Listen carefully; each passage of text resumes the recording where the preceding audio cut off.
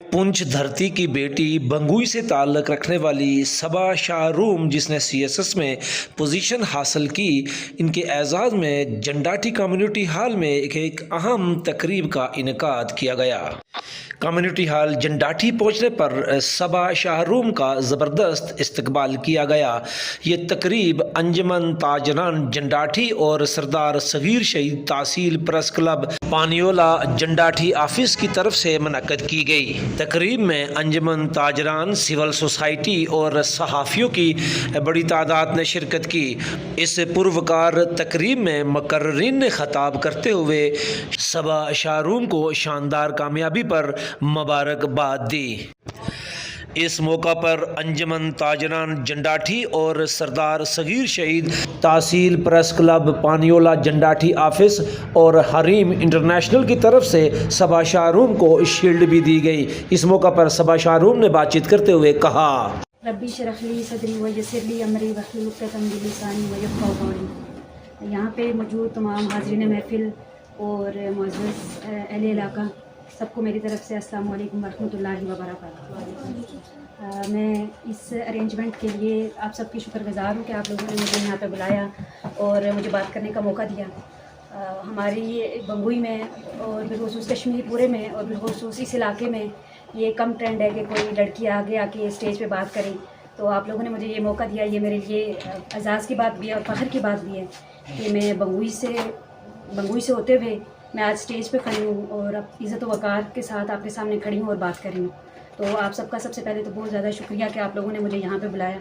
और शहीद press club जैसे किसी ने कहा भी था कि मैंने पहली दफ़ा ये नाम सुने और मुझे बिल्कुल नहीं पता था कि ये किस तरह का प्रोग्राम है, या मुझे इस बात का अंदाज़ा भी नहीं था कि यहाँ पे किस तरह का प्रोग्राम सेलिब्रेट किया जा रहा है या मुझे कहाँ पे बुलाया जा रहा है। तो मैं आप सबकी शुक्रगुज़ार हूँ। कोई भी कामयाबी होती है वो किसी एक बंदे की इनफरादी कोशिश से नहीं होती। मेरी भी अपनी कामयाबी को मैं सिर्फ अपनी कामयाबी नहीं कहती, बल्कि सबसे पहले तो अल्लाह ताला की शुक्रगुज़ार हूँ।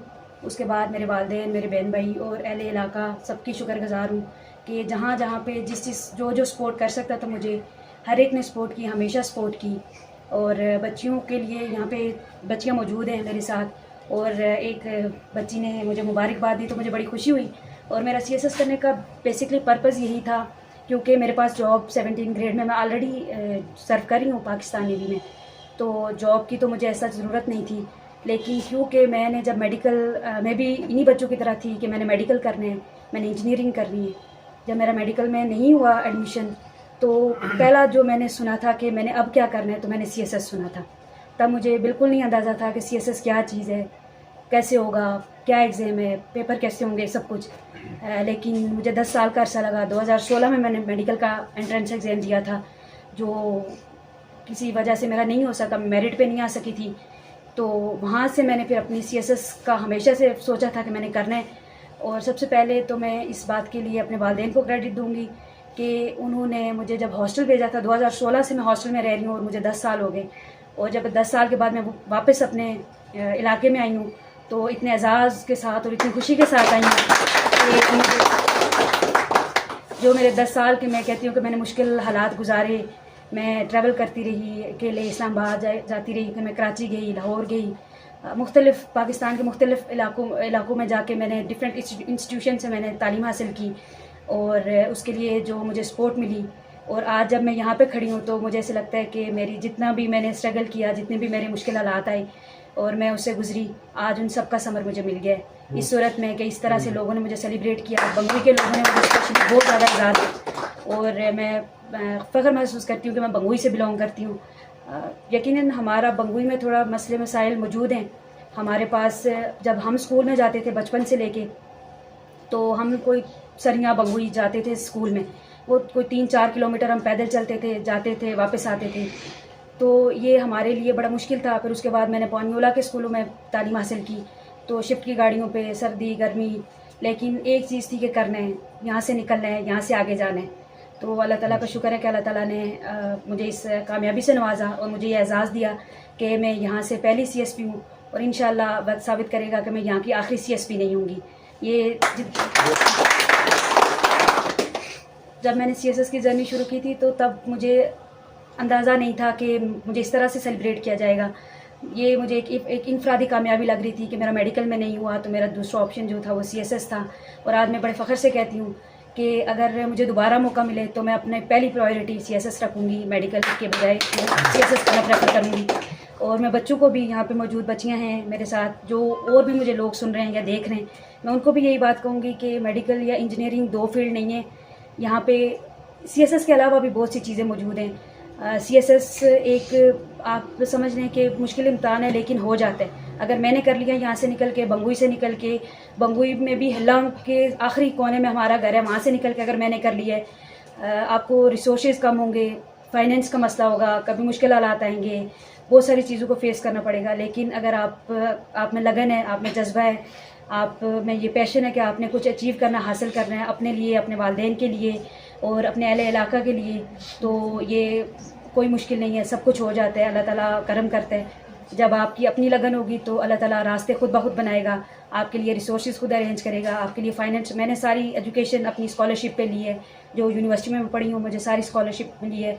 MPhil किया मैंने, MSc की, तो मुझे किसी किस्म के फाइनेंशियल मसाइल का सामना इसलिए नहीं करना पड़ा क्योंकि मैं ऑलरेडी मेरिट पे वहाँ पे एडमिशन ले चुकी थी। तो ऐसे ही जो बच्चे हमारे यहाँ पे मौजूद हैं या जो बच्चियाँ मुझे देख रही हैं, तो मैं उनके लिए यही कहूँगी कि रिसोर्सेज या किसी भी चीज़ का ना होना इस बात की ज़मानत नहीं है कि आप कहीं आगे नहीं जा सकते। एक वक्त आएगा कि आप सब कुछ अचीव कर लेंगे, तो फिर आपको अपनी सारी मुश्किलात का समझ जब मिल जाता है तो फिर लगता है कि हमने कुछ नहीं किया, हमने किसी किस्म की मुश्किलात को सामना नहीं किया। तो मैं आप सबकी शुक्रगुज़ार हूँ। इंशाल्लाह मुझे कभी स्कूल में या कॉलेज में, मुझे बहुत सारे स्कूलों ने बुलाया भी है, तो मैं जाऊँगी इंशाल्लाह, मुझे मौका मिलेगा मैं इसको डिटेल में अपनी इस जर्नी को शेयर करूँगी, तालीम की और जो CSS की जर्नी है, और जिस को मेरी गाइडेंस की या सपोर्ट की ज़रूरत है। जैसे कि यहाँ पे सर अफराइम साहब बैठे हैं, उन्होंने मुझे कहा कि आप मेंटोरशिप तो बहुत आगे का लेवल है, इतना तो मैं नहीं समझती कि मैं खुद को इतना काबिल नहीं समझती, लेकिन जहाँ पे मेरी गाइडेंस, मेरी सपोर्ट की ज़रूरत होगी, जहाँ पे आपको जॉब अप्लाई करने में, पढ़ाई में, सब्जेक्ट में, किसी भी चीज़ की, किसी भी तरह की, जहाँ पे जिस बच्चे को भी हेल्प की ज़रूरत होगी वो मुझे कांटेक्ट करे, मैं उसको पूरी गाइडेंस प्रोवाइड करूँगी।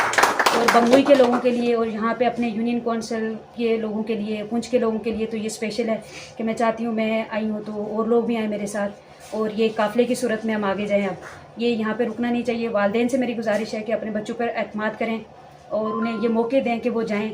मैं समझती हूँ कि मेरे वालिदैन ने जब मुझे हॉस्टल भेजा था तो उन्हें भी कई तरह के खदशात थे, बच्चों को लेके होते हैं। मैं भी ये बात नहीं कहती एकदम से कि वालिदैन होते हैं, परेशान होते हैं, इतनी दूर भेजना, लाहौर भेजना, कराची भेजना या इस्लामाबाद भेजना, ये बहुत मुश्किल होता है।